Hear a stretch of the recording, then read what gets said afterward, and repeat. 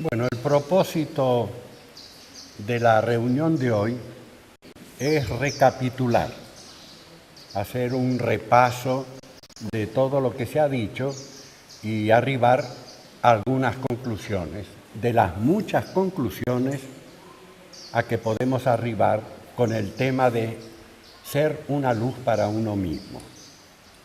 Quizás deba tenerse presente que estos temas nunca pueden quedar cerrados.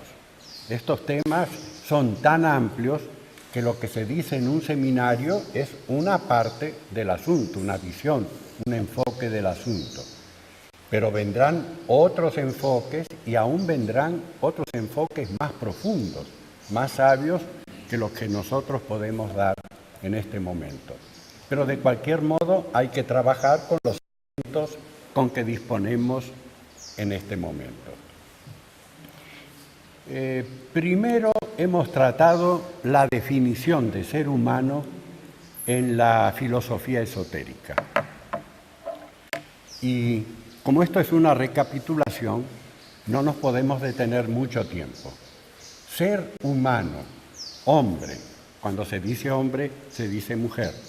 Ser humano en la filosofía esotérica es cuando los principios en el macrocosmos se reúnen, para decirlo de algún modo, en pequeño, en una entidad.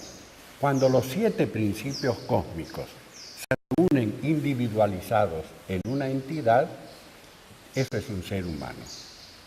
El ser humano se considera el ser completo en la naturaleza. Los animales tienen cuaternario inferior, pero no tienen tríada superior. Los ángeles tienen tríada superior, pero no tienen cuaternario inferior. Entonces se les considera incompletos. El ser humano es el que tiene cuaternario inferior y tríada superior. Todo lo que está en el cosmos está en el ser humano. De modo pues que hay ciertas definiciones en los libros de teosofía que indican que siempre que encontramos una entidad viva que en el cuerpo físico tenga todos los principios sutiles, en sus verdaderos lugares físicos, en la cabeza, en la garganta, en el corazón, en el hígado, etc., cuando los 7 principios están reunidos, tenemos a un ser humano. Cuando no hay los 7 principios, tenemos otras entidades, pero esas entidades no son humanas. Creo que esta definición nos sirve. Inclusive debemos agregar algo que estudiamos. El ser humano es una entidad de 7 principios mientras está vivo en un cuerpo físico. Porque cuando a la hora de la muerte el cuerpo físico se disgrega, los otros principios sutiles no tienen más un lugar donde expresarse y donde vivir, y cada principio vuelve al lugar de su origen esperando un nuevo cuerpo físico, una nueva encarnación.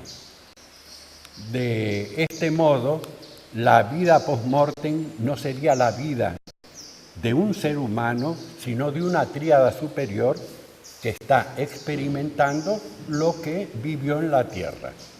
Sabemos que después de la muerte física, de acuerdo a nuestro actuar, a nuestro agir acá en la Tierra, pasamos temporadas en un lugar o en otro lugar, viviendo lo que nosotros hemos sembrado mientras estábamos en la Tierra. Entonces, recapitulando, queda expresado lo que es un ser humano. Es el ser completo en la naturaleza, tiene la totalidad de los elementos o principios que están en el cosmos, y se puede hablar de un ser humano mientras los principios están reunidos en un cuerpo físico. Tengan siempre presente, el ser humano como ser completo se diferencia de los animales y se diferencia de las jerarquías angélicas, de las jerarquías más espirituales, en que éstas no tienen cuerpo físico ni cuerpo astral, etc., y que los animales no tienen una tríada espiritual. En los animales, se dice, la triada espiritual está latente. Cuando pasen al reino humano, van a tener desenvueltos todos los principios. En cuanto a cierta categoría de jerarquías, ellas ya fueron seres humanos en otros periodos evolutivos, en otros manvántaras. Por eso ahora dirigen a la humanidad. Son seres que han adquirido autoconciencia y que han adquirido sabiduría en periodos humanos anteriores. Es una enseñanza capital, la enseñanza de los ciclos y de la alternancia. Este universo en que vivimos es uno de una serie de infinitos universos anteriores y de infinitos universos posteriores. Este es un universo dentro de la cadena de universos. Esta ley nos está indicando, como todo en la naturaleza, que cuando un universo, igual que un alma humana, culminó su evolución, pasa a un periodo de reposo, a un periodo de no ser, de no manifestación. Cuando se termina el periodo de reposo, otra vez vuelve la vida a surgir, surge una nueva manifestación, y como las leyes de la naturaleza son muy pocas, lo que sirve para un universo sirve para cada encarnación del ser humano, para cada día del ser humano. Hoy vamos a tener una serie de experiencias, nos vamos a ir a dormir, entramos en pralaya, en reposo. La expresión del idioma sánscrito es pralaya, es decir, ir hacia un estado laya, a un estado de no manifestación. Pero de ese estado de no manifestación vamos a salir mañana a la mañana cuando acordemos, pero el que va a acordar mañana a la mañana no va a ser exactamente el mismo de hoy, porque hoy vamos a tener experiencias que nos van a enriquecer, que van a cambiar nuestros estados de conciencia. Bueno, la segunda lección en esta recapitulación es que el ser humano en su naturaleza total es un ser polar, es un ser polarizado. Vamos a hablar un poco más de esto. Ustedes conocen que la Tierra tiene el polo norte y el polo sur, pero el planeta Tierra, que tiene dos polos, es un solo planeta. La realidad, la vida una, es una, pero cuando se manifiesta como espíritu y materia, por lo que llamamos espíritu y materia. Hay una polarización. Si siempre continuara lo mismo, si siempre continuara lo uno, no habría manifestación. La manifestación es que la unidad se quiebra, se rompe. La manifestación es que cuando lo uno emana de sí mismo lo múltiple. Y esa multiplicidad crece plano tras plano y es la riqueza de toda la diversidad que nosotros vemos con los ojos físicos. Pero cuando se abren los ojos del alma, esta riqueza no es lo único que hay. Hay otras riquezas en los mundos psíquicos y en los mundos espirituales, y el universo entonces, para los grandes iniciados, es un espectáculo de carácter extraordinario por la cantidad de entidades, de energías, de leyes, de evoluciones que están unas dentro de otras, unas por encima de otras, etc. Como todo eso depende de una vida una, el ser humano, como una entidad del universo, está ligado a todo, aunque no sea consciente. El fato de que nosotros no seamos conscientes de las cosas, hemos visto estos días, no impide que las cosas sean así. Inclusive en el mundo físico hemos conversado que el fuego quema. Ignoramos que el fuego quema. Pongo la mano en el fuego y me quemo. La ignorancia no impide, o que no seamos clarividentes, no impide que haya un espectáculo, que haya una evolución universal que los grandes maestros nos dicen que es extraordinaria. una mística española que se llamaba Teresa y se le conoce como Santa Teresa de Jesús, decía y escribió un libro: en la casa de mi padre hay muchas moradas, no hay una sola habitación, hay muchas habitaciones. Y ella expresa cómo el místico no ve solamente esta realidad física. A medida que progresa va viendo otras clases de realidades. Pero no hay que esperar a ser clarividente, porque esas realidades, si somos sensibles, nos golpean y uno responde a una belleza ideal, a los ideales, uno responde aunque no los vea, aunque no los perciba con los 5 sentidos físicos. Ya están abriendo otro sentido, otro modo de percibir a la totalidad, y eso es lo que podríamos llamar misticismo teosófico. La gente muy materialista nos mira y no nos entiende.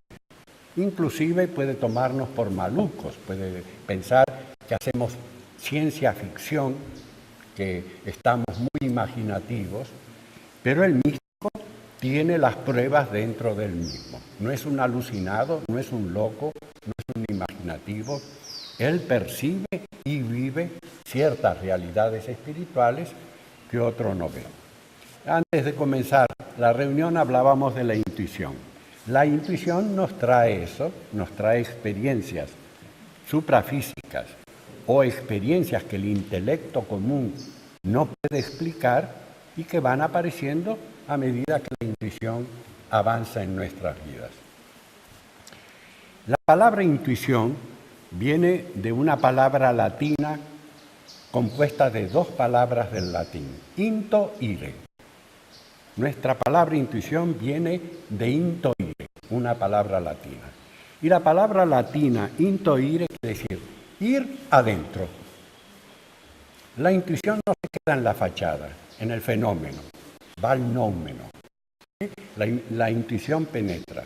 Los sentidos que tenemos ven el fenómeno.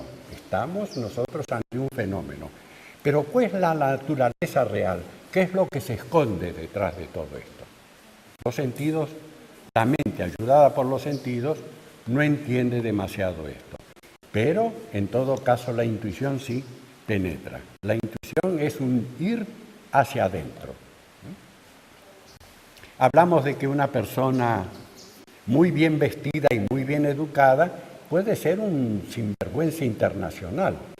La gente que engaña, que estafa, generalmente tiene un exterior muy agradable, muy encantador, y por eso embauca. Por eso los que no tienen intuición y no saben ver, quedan encantados, embrujados por el exterior de estos individuos que exhiben este exterior tan extraordinario con fines indeseables, con fines inmorales.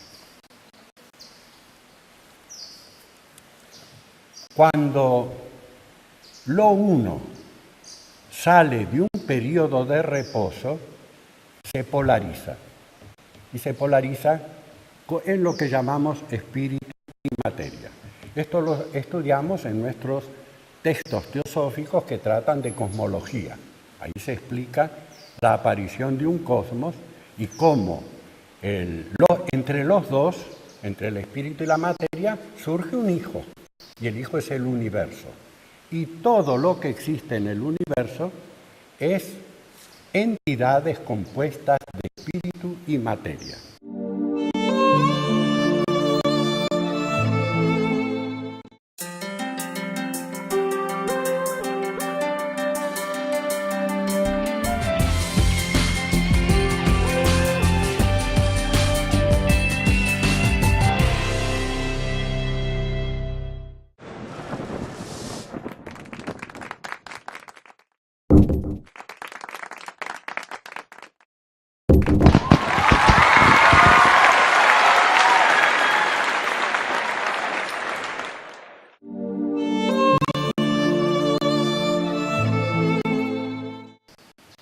En la enseñanza de la India, ellos tienen un modo de enseñar alegórico y muy directo, se dice, los ángeles tienen mucho espíritu y poca materia. Los seres humanos tenemos mitad espíritu y mitad materia. Y los reinos inferiores tienen mucha materia y muy poco espíritu. Esta es una clasificación que dan que es precisa, en el sentido de que a mayor influencia de la materialidad, menor influencia de la espiritualidad. Cada ser humano está con esos dos compuestos. Y cada ser humano no.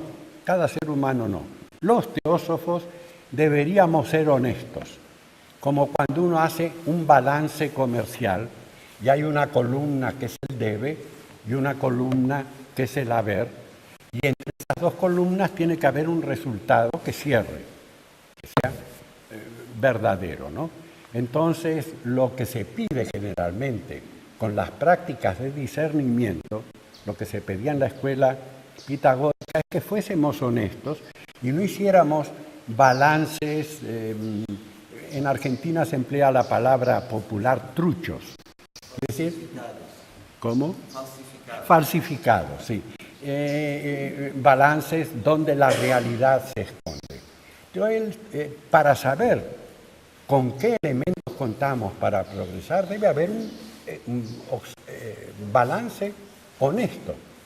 Tiene que haber un examen honesto de cada día. Y ese examen lo hacían los pitagóricos a la noche, antes de irse a dormir.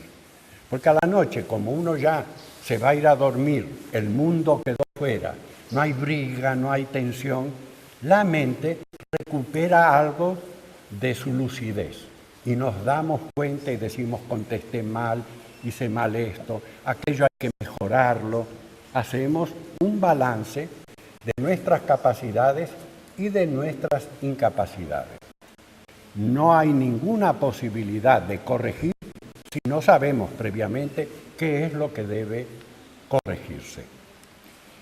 La dualidad hace entonces del ser humano un ser de luz y sombra, en líneas generales. Y la luz y la sombra están representadas en el septenario por la tríada superior y por el cuaternario inferior. La tríada superior es espiritual y eterna, el cuaternario inferior es transitorio. El cuaternario inferior vive tomando, la tríada espiritual vive y crece dando. Son dos polos opuestos en la manifestación. El egoísmo es todo para mí. El altruismo es de mí para todos, al alter, a los otros. De esta manera, pues, la luz y la sombra, el egoísmo y el altruismo conforman la naturaleza humana. A nadie se le ocurre reprocharle a un cachorro que no invita a otro cachorro a comer del mismo plato. Cuando otro animal se acerca, el cachorro muestra los dientes. Es un estado natural. Los seres humanos compartimos nuestra comida, tenemos el deber, compartimos nuestros afectos, compartimos nuestra vida. ¿Por qué? Porque el cachorro no tiene tríada superior, pero nosotros sí, y la tríada superior crece cuando compartimos, cuando nosotros explayamos nuestra conciencia. Primero es la familia, luego es el vecindario, luego es el país y después el mundo y el universo. En alguna manera, el teósofo es un ciudadano universal, es un ciudadano del universo. Y algún día de la unión planetaria vamos a ir todavía más adelante a una unión universal, porque en el universo hay muchas entidades, muchas evoluciones que no están todavía a nuestro alcance.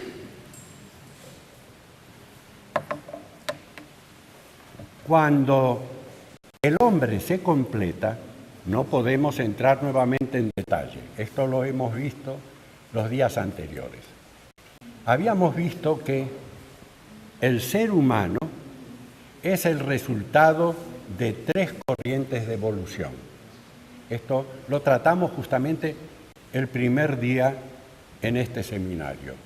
Una corriente de evolución es la espiritual. Está representada por la mónada por la mónada manifestada, la llamamos Atman en nuestra literatura, a la mónada manifestada, más las jerarquías que están ayudando a envolverla de materia. Esas jerarquías tienen nombres muy poéticos y se habla muy poco de ellas. Creo que porque no entenderíamos en un plano tan elevado qué es lo que hacen. Pero la mónada individual, al manifestarse, ya tiene ayuda desde el principio. Ayuda de otras mónadas que en universos anteriores han desarrollado eso y saben cómo hacerlo. En cada plano del ser hay jerarquías que nos están ayudando en nuestra evolución. Que las conozcamos o no, no interesa porque ellas desarrollan su actividad. Conocí el caso de un joven que tenía mucho talento y era de una familia muy pobre. Y una persona con dinero, un señor con dinero, le hacía llegar todos los meses el dinero suficiente correspondiente a una beca, no sé, bolsa dicen acá, ¿no? A una bolsa. El joven nunca supo de dónde provenía el dinero.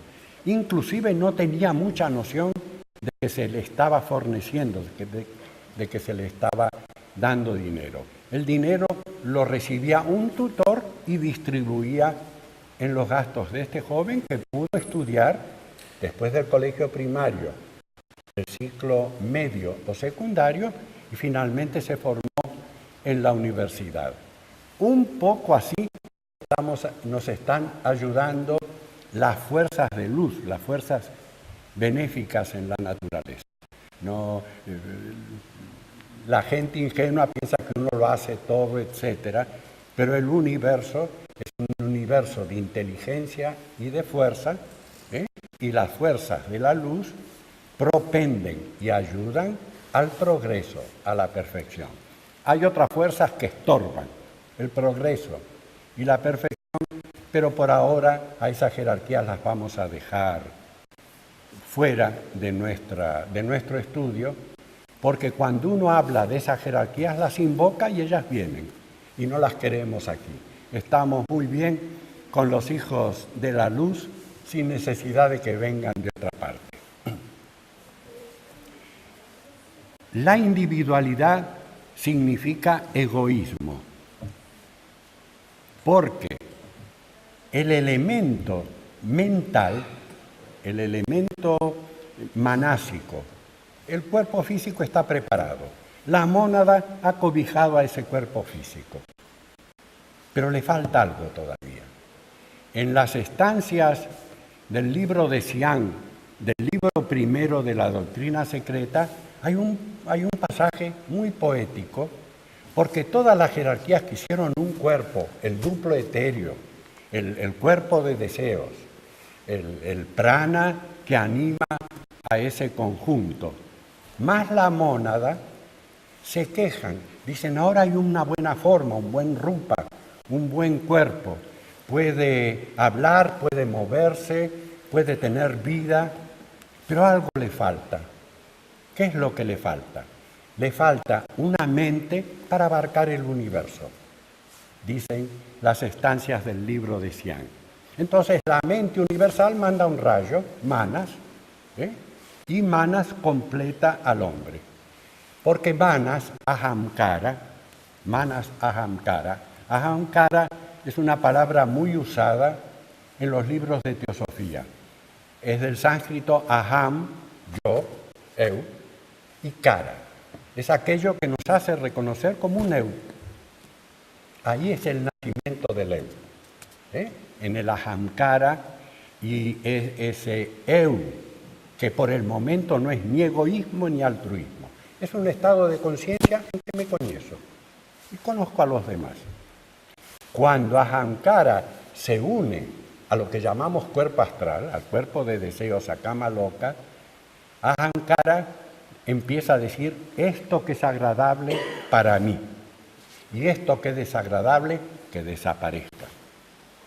El crecimiento, el nacimiento, el crecimiento el desenvolvimiento de nuestra separatividad, que venga lo que es grato y que desaparezca lo que es ingrato, comienza en ese momento.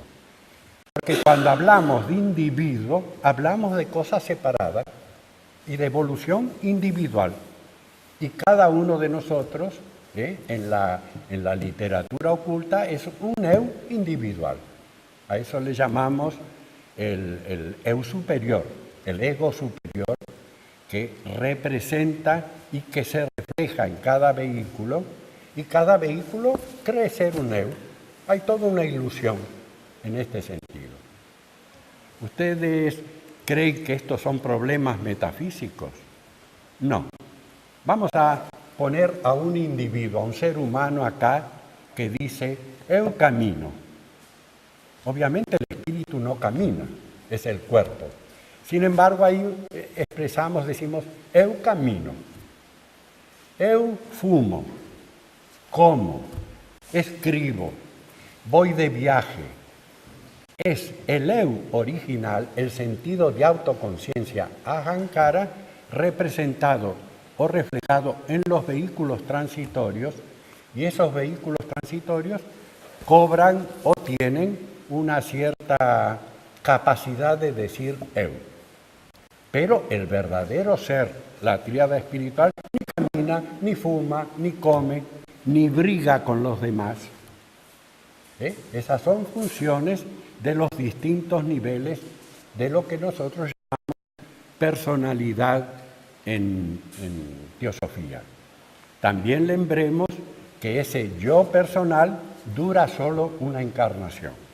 Al final de cada encarnación queda disuelto, su naturaleza es disolverse, pertenece a la materia inferior y la materia inferior está recreando continuamente las formas que animan.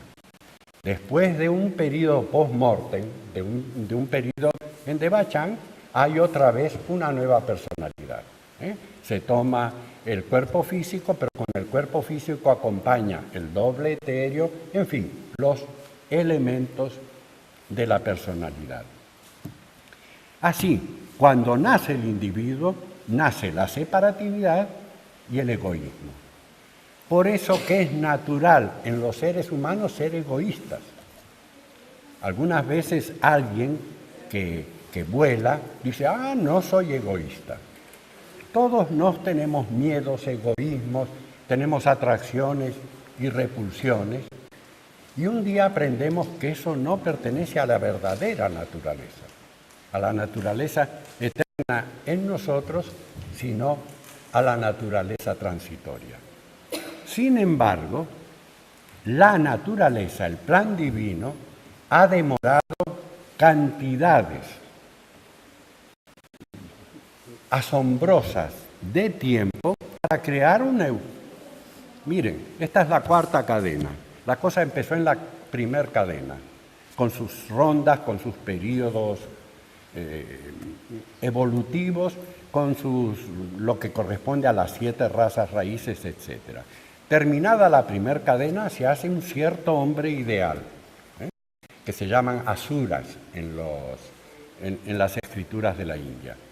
Bien, luego de un pralaya solar, viene la segunda cadena. Otro gran periodo de evolución, nuevo pralaya, luego una tercera cadena, y cada cadena llega a un grado de la evolución. Ahora estamos en la cuarta. La cuarta recién produce un eu autoconsciente, un eu que puede determinar qué quiere hacer con su vida. A eso le llamamos nosotros autoconciencia. El eu, en su estado puro, no es ni bueno ni malo. El eu es bueno o malo según con qué se asocia. Cuando el eu se asocia a las cosas espirituales, es un centro individual. Es un centro individual que tiene un nombre y una forma, y los grandes seres tienen ese centro individual para comunicarse con la humanidad.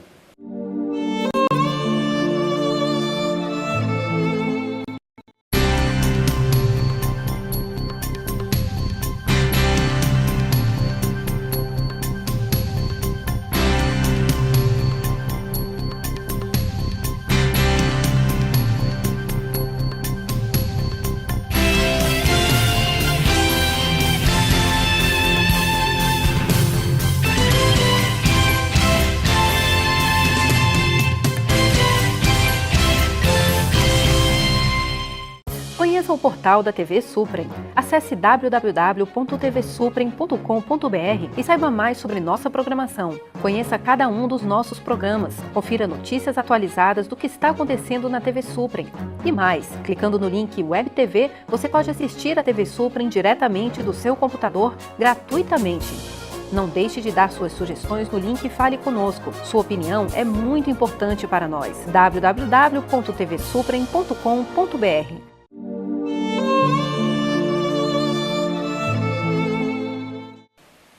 Por eso en las cartas de los maestros, el maestro Kutumi dice, espero en la quinta ronda seguir llamándome Kutumi.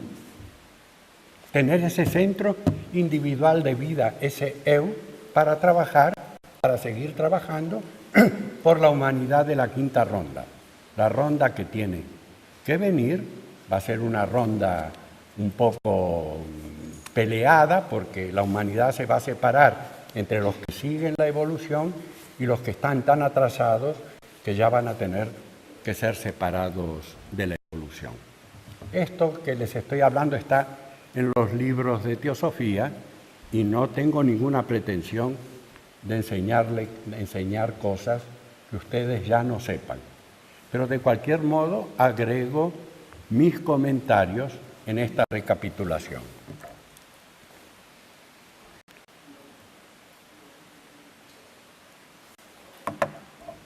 Es decir, el individuo humano puede ser egoísta o altruista. En la filosofía Sankhya, la filosofía en su manifestación evolutiva, en sus principios universales se parece a la filosofía Vedanta, pero en su manifestación, en su evolución, se parece a la filosofía sankiana, que es una filosofía de carácter evolucionista. Wallace y Darwin no fueron los primeros evolucionistas.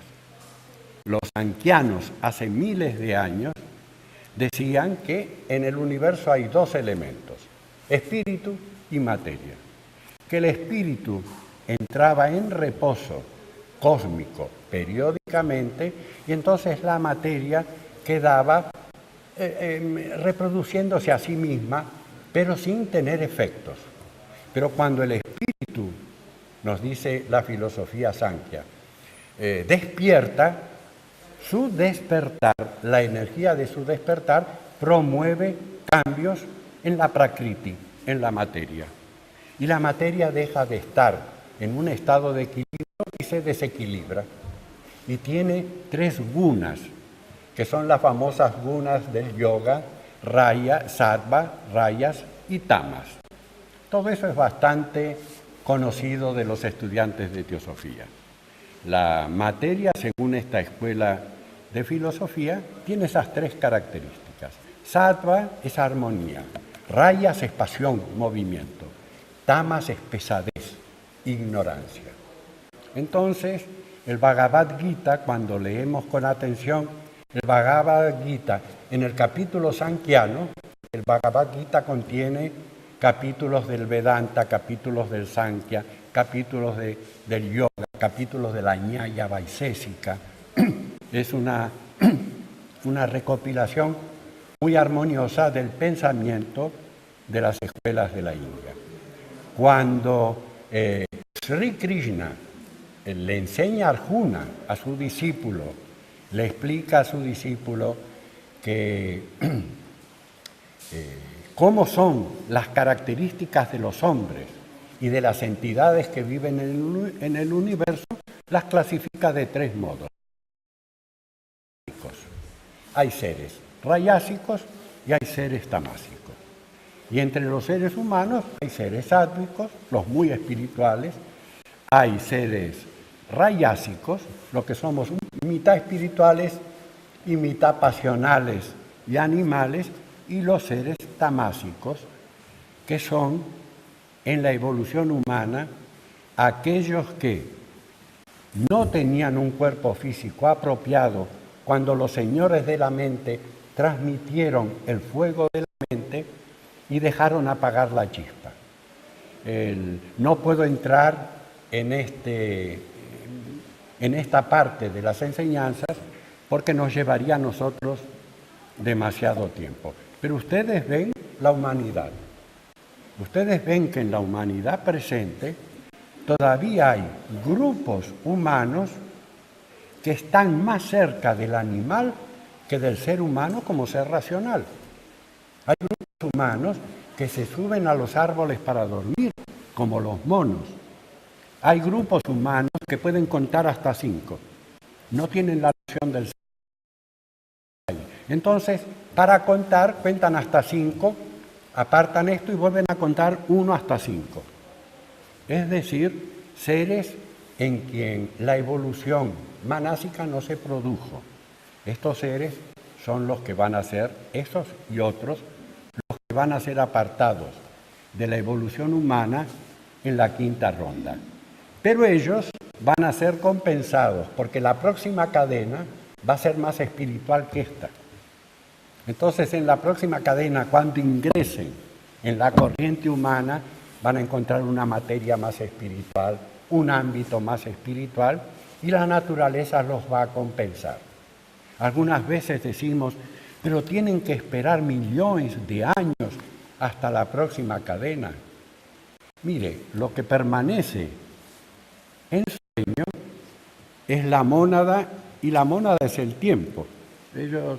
Nosotros sufrimos porque tardamos mucho tiempo. Los seres espirituales no tienen ese problema.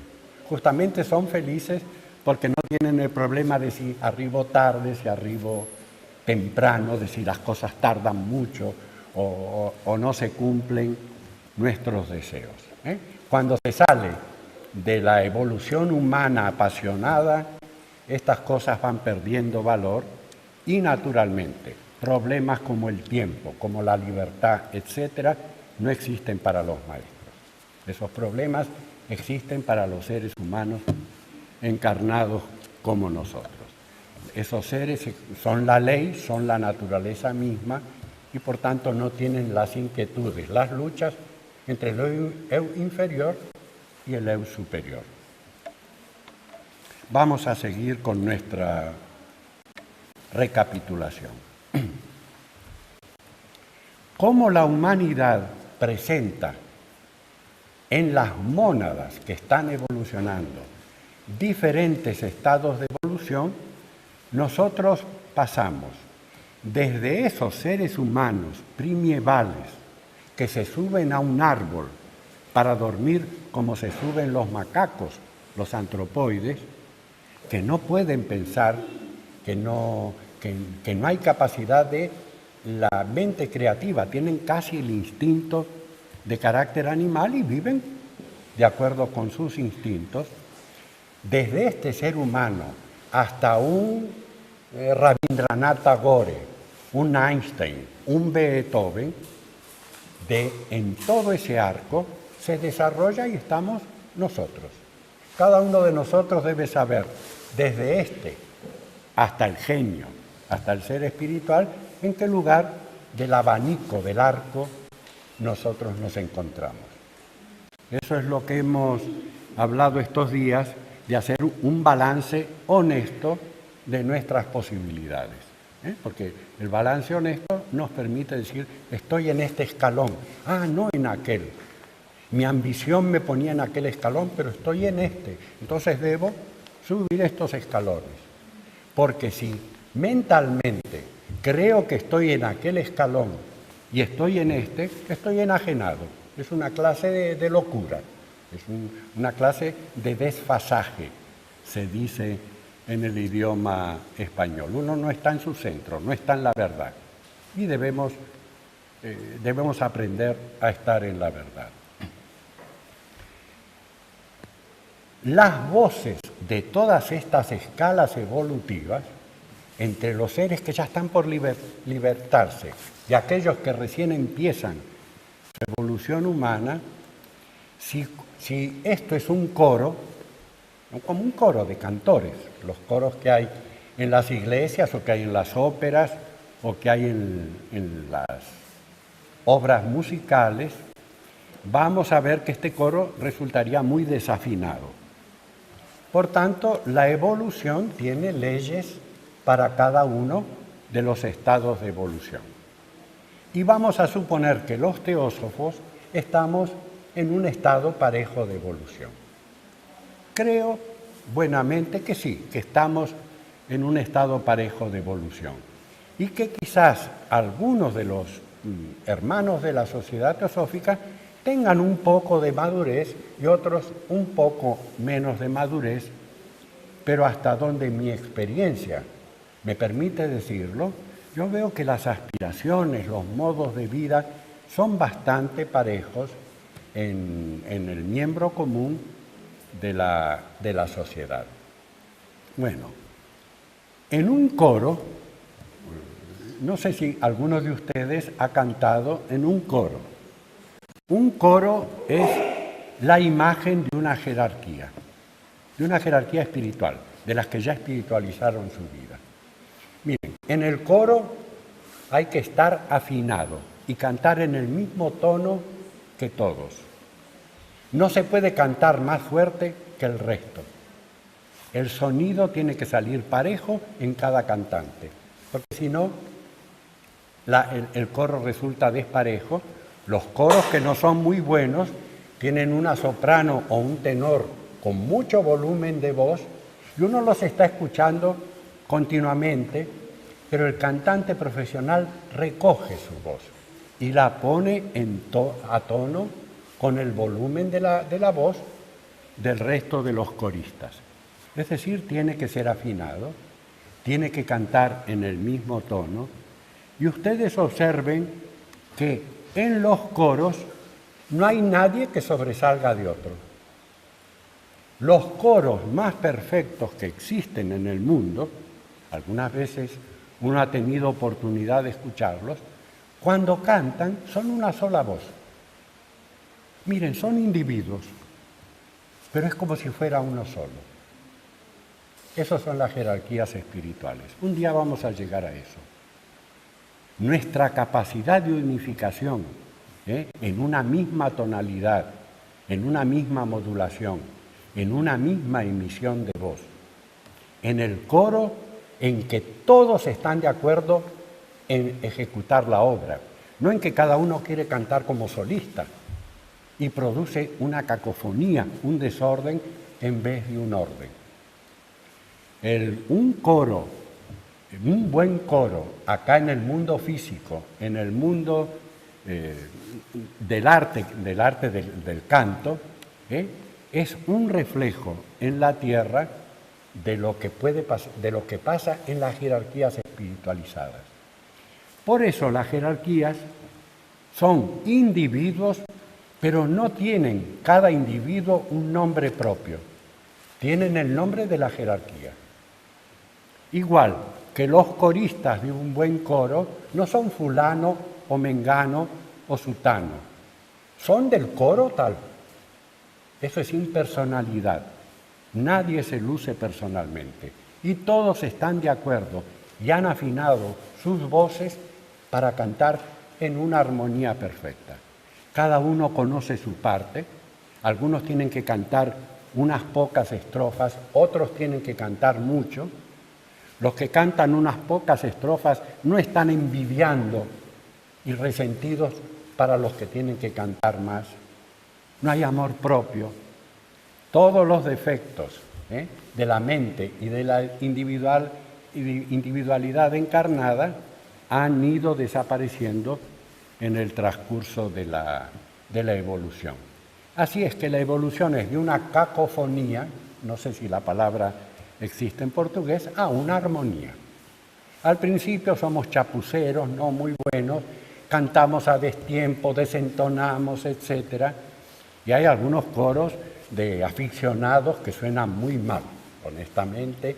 Uno con buena voluntad asiste, pero la calidad del sonido del coro deja mucho que desear. Pero a medida que la evolución afina y uno saca su personalidad y pone su ser y su capacidad al servicio de algo que es impersonal, la idea, el coro va adquiriendo una maestría, y por eso que los coros, por ejemplo, Juan Sebastián Bach En la Pasión, según San Mateo, hay una serie de coros. Cuando uno asiste, está en el cielo. Tienen la capacidad, un buen coro, de sacarnos del cuerpo y trasladarnos a una esfera superior.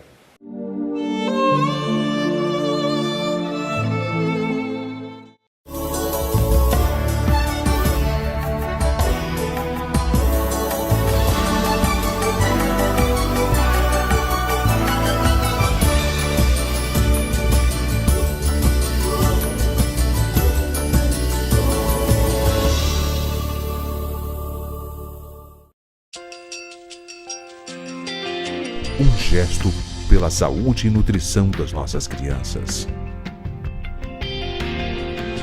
Um gesto por amor e respeito ao próximo. Um gesto que pode mudar o mundo. Não há ideologia superior à solidariedade. União Planetária. www.uniãoplanetaria.org.br.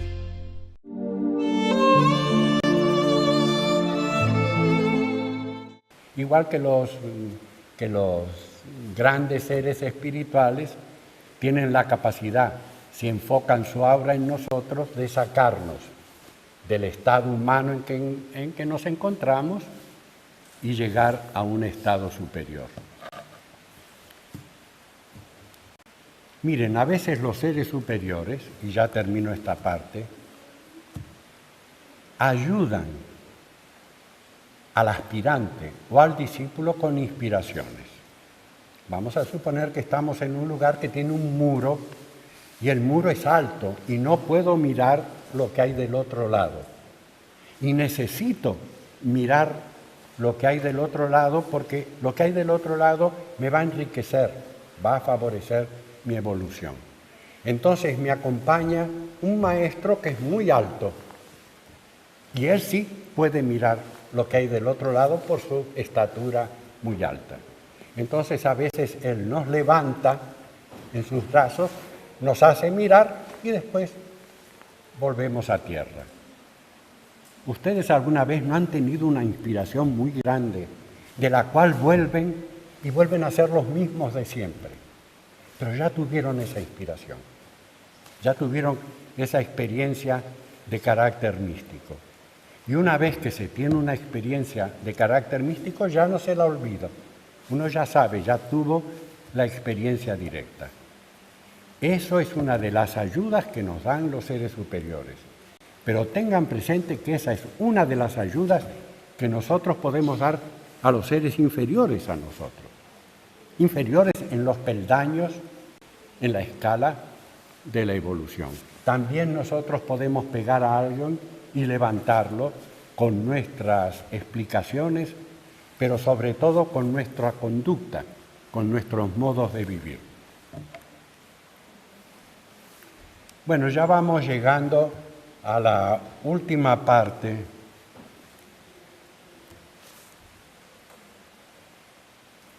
En estos días hemos una y otra vez hablado de las jerarquías que acompañan a la humanidad en su evolución. Ellas no son visibles a los ojos físicos. Los ojos físicos sirven para ver, pero ocultan mucho más de lo que vemos. Hay mucho más para ver que lo que los ojos físicos pueden ver. Esas jerarquías tienen nombre y sus funciones han sido relatadas en muchos libros de teosofía. Algunas ya han hecho su contribución a la evolución humana y han pasado a otros estados. Otras están evolucionando junto con el hombre en sus distintos niveles. Las jerarquías que más han tenido que ver con el ser humano han sido las que nos han traído el fuego de la mente, el fuego del logos, de la inteligencia, y la que nos han traído el cuaternario. Se les llama a estas jerarquías en el lenguaje sánscrito Pitris Añisvatas y Pitris Varishad. Hay varias clases de Pitris Añisvatas y varias clases o jerarquías dentro de los Pitris Varishad. Los Añisvatas son los que trajeron el fuego de la mente. La palabra Añisvata quiere decir Añi. Añi es el dios del fuego en la mitología de la India. Son los que traen el fuego de la mente. Los Pitris Varishad son los antepasados físicos que en la cadena lunar, en la cadena anterior, desarrollaron un modelo de cuerpo físico bastante adecuado. Ese es el modelo que se trajo, que heredó la cadena terrestre. Y durante las primeras rondas, en la cuarta ronda, los Pitris Varishad trabajan para que nosotros tengamos un cuerpo aceptable. Es decir, que las jerarquías que nos han dado los distintos principios están dentro nuestro. Una parte de ella está en nosotros. El ser humano no es una unidad, es un conjunto. Hay 7 jerarquías. Si no están las 7, no hay ser humano. Es decir, el ser humano es un conjunto, es una entidad unitaria compuesta de 7 elementos, que son los elementos cósmicos, que las jerarquías reúnen en un cuerpo físico, y en la tercera raza tenemos lo que llamamos el ser humano. ¿Cuál es la relación del teósofo con esas jerarquías? Esta relación empieza cuando los estudios de teosofía avanzan y cuando nos empezamos a comprometer con el plan divino. El plan divino, primero leemos un libro y lo tenemos en la cuca. Yo en mi casa tengo muchos libros en una biblioteca, pero los libros están aquí, allí, y yo estoy en este lugar. Lo mismo ocurre con los libros de teosofía. La cuca puede ser como una enorme biblioteca. Los libros están ahí, pero yo vivo de otra manera distinta por otro lado. Lo que está en los libros está ahí, pero no influencian en mi vida. No tienen. Estoy informado. Hay un modo de informarse. La teosofía dice que hay 7 planos, que hay un ego, que hay una tríada superior. Nos informamos, pero eso no produce en nosotros cambios en nuestros valores de la vida, en nuestra actitud por la vida. El segundo paso es que empiezan a influenciar. Hay una ley de karma, soy responsable de lo que hago. No le puedo echar la culpa al vecino, al papá, a la mamá, como se hace en algunas escuelas psicoanalíticas, que la mamá tiene toda la culpa de todo lo que nos pasa, ¿no? Empezamos a ver que somos una entidad responsable en la vida. La religión exotérica ya nos ha estado ayudando, pero ahora no se trata de creencia como en la religión. En la religión creemos, ahora es ciencia. La teosofía es una ciencia, es una experimentación. No se trata de creencias, sino de una ciencia que promueve cambios profundos en nuestra existencia. ¿Por qué? Porque la ciencia nos enseña qué nos puede dañar y qué nos puede beneficiar. Y son hechos de la naturaleza y no hay discusión posible. Luego, las verdades contenidas en la doctrina esotérica pueden ser objeto de una información, pero apenas nos relacionamos más profundamente con ellas, no podemos ser los mismos. Y si queremos ser los mismos de antes, empieza una lucha en nosotros, porque ahora sabemos que no podemos ser los mismos. Antes nos dábamos todos los placeres sensorios del cuerpo, ahora sabemos que no somos el cuerpo, que hay otra entidad, que hay otra naturaleza en nosotros. Pero el deseo de los placeres corporales sigue, porque está vivo. No es que ahora, porque yo me entero de que hay un ego superior, el ego inferior desaparece. El ego inferior vive, tiene su propio ciclo, su propio estado de conciencia. Y esa es la lucha que empieza a establecerse. Por eso dice un verso sánscrito, hay 2 clases de mónadas, ellos dicen Atman. Hay 2 clases de Atman que están en paz. los que recién empiezan la evolución y los que están saliendo. Los que están en el medio están en lucha. Y están en lucha por su propia naturaleza. No porque el mal venga de afuera o el bien venga de afuera. La oscuridad viene de afuera y la luz de afuera. Porque esos 7 elementos del cosmos están dentro de uno. Y entonces uno es Aryuna. Fíjense que el discípulo de Krishna en el Bhagavad Gita se llama Aryuna, Ario.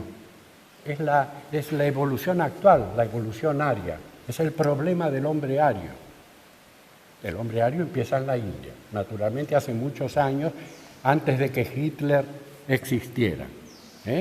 Ario, en el idioma sánscrito, significa noble, porque hay una naturaleza noble en el ser humano, y la naturaleza noble se revela a que el animal lo domine.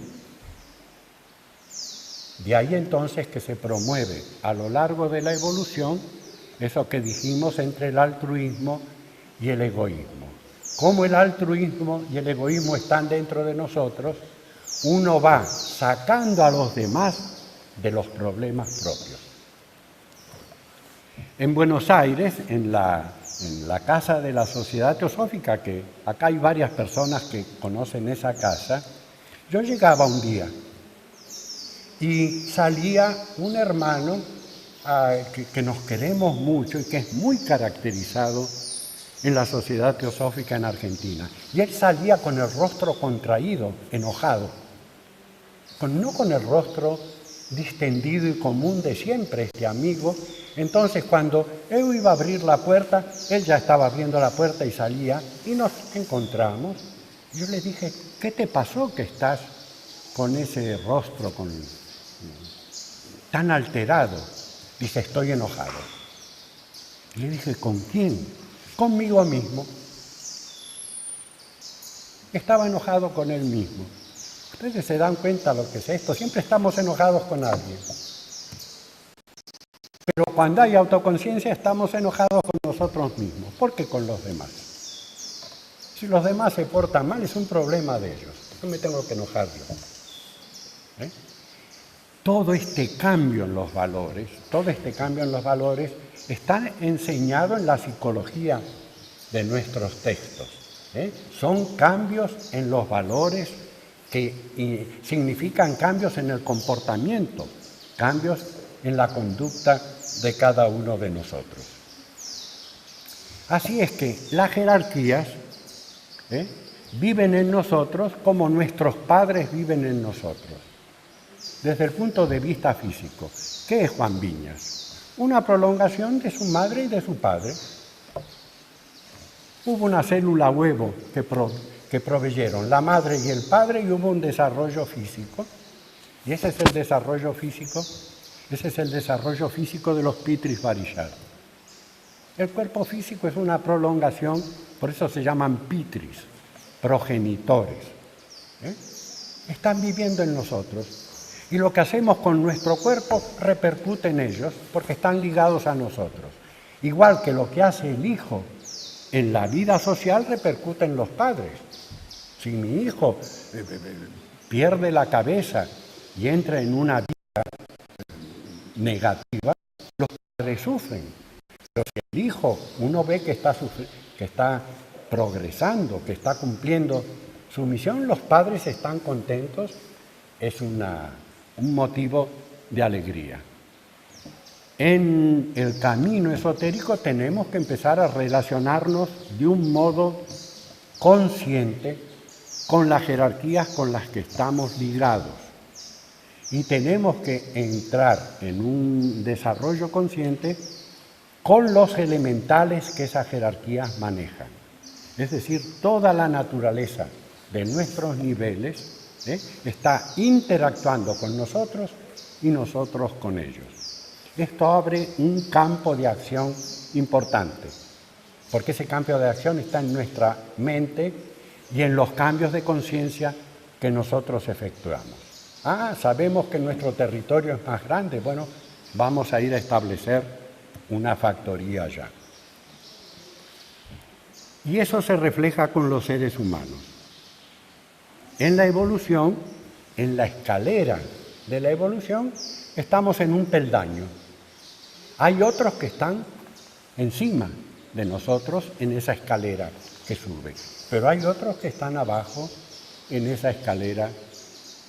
Y la misión hacia la humanidad no es la misma en cada uno según el peldaño que se encuentra. Debe haber reverencia por los que están arriba, amistad por los que están en el mismo nivel y compasión y simpatía por los que están en el nivel inferior. Tenemos que aprender a dar a cada uno lo que cada uno necesita.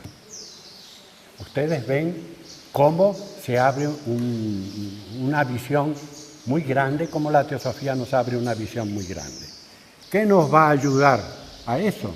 A hacer que Manas se una a Buddhi, de acuerdo a lo que conversamos en días anteriores, y que la espiritualidad llegue a nuestro cerebro físico y que nuestra conducta sea una conducta no cacofónica, sino armónica, sea una conducta que produzca luz y que produzca progreso en los seres humanos.